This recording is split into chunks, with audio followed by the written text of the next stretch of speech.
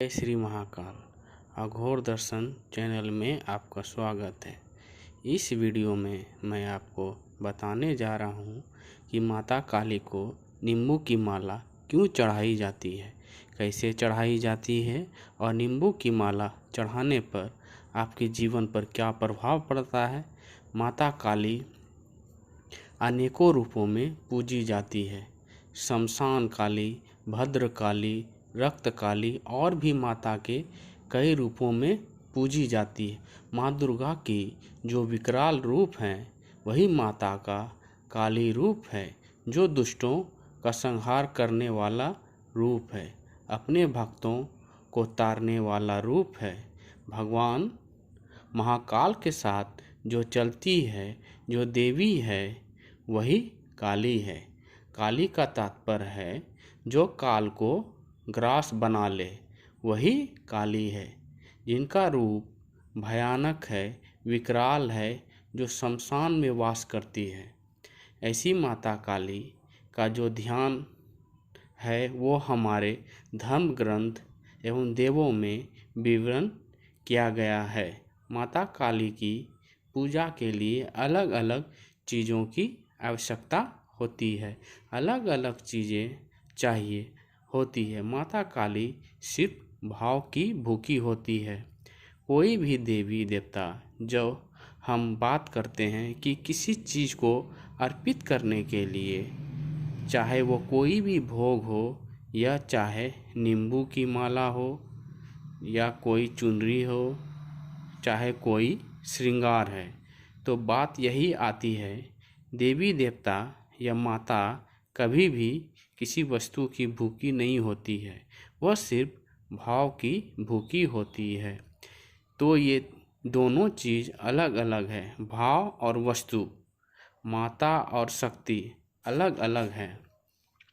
जब आप माता को शक्ति रूप में पूजना शुरू करते हैं, जब आप माता को अपने घर के समस्त संकट को काटने के लिए शक्ति रूप में पूजना शुरू करते हैं कि माता आपके घर में वास करे, माता आपको असीम कृपा करे, माता आपकी घर के काम में बरकत दे, माता सदैव आपके साथ रहे, तो आप शक्ति रूप में पूजना शुरू करते हैं। और जब आप शक्ति रूप में पूजना शुरू करते हैं तो भौतिक चीज़ों की आवश्यकता होती है, जैसे भोग की आवश्यकता होती है, या फिर आपको नारियल की आवश्यकता होती है, चिंगार की आवश्यकता होती है, क्योंकि आप शक्ति को पूज रहे हैं।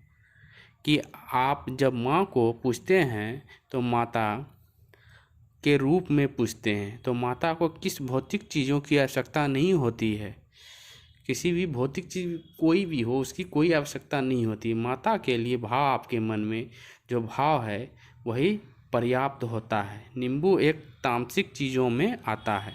नींबू की बलि दी जाती है, नींबू का उतारा भी किया जाता है, नींबू की माला भी माता को पहनाई जाती है और नींबू से बड़े बड़े भूत को भी हटाया जाता है, क्योंकि नींबू एक बलि का कार्य करता है। नींबू की माला जब भी माता को चढ़ाई जाती है तो एक चीज़ का विशेष आपको ध्यान रखना पड़ेगा, जो कि माता काली काल रूप है, जो शमशान की देवी है। तो शमशान की शक्तियाँ शमशान में ही रहती है, और उन शक्तियों को अगर आप घर में नींबू की माला चढ़ाते हैं, क्योंकि नरमुंडों की माला से कंपेयर किया गया है, उसे तो अगर आप घर पे चढ़ाते हैं तो आपको परेशानियां हो सकती है। धर्मशास्त्र में बताया गया है कि नींबू की माला घर में माता को नहीं चढ़ाना चाहिए।